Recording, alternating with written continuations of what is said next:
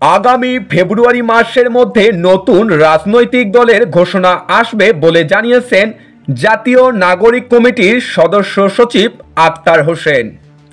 নতুন দল নিয়ে আরও তথ্য থাকছে প্রতিবেদনে। জাতীয় নাগরিক ও বৈষম্য বিরোধী ছাত্র আন্দোলন সারা দেশে কাজ করছে। ইতোমধ্যে জাতীয় নাগরিক কমিটি 200টি থানা কমিটি করেছে। রাজনৈতিক দলের নাম এখনো ঠিক করেননি বলেছেন আক্তার হোসেন। তিনি আরও বলেন, আগামী ফেব্রুয়ারি মাসের মধ্যে আনুষ্ঠানিকভাবে ঘোষণা করা হবে নতুন দলের। আওয়ামী লীগকে উদ্দেশ্য করে তিনি বলেন, আগামী নির্বাচনে অনেকেই আওয়ামী লীগ নিয়ে আসার একটা পায়তারা করছে, তবে আওয়ামী লীগকে বাংলাদেশে রাজনীতি করতে দেওয়া হবে না।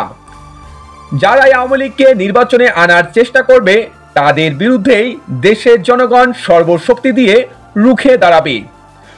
সবার আগে আপডেট খবর পেতে চ্যানেলটি সাবস্ক্রাইব ও একটি লাইক দিয়ে পাশে থাকার অনুরোধ রইল। ধন্যবাদ।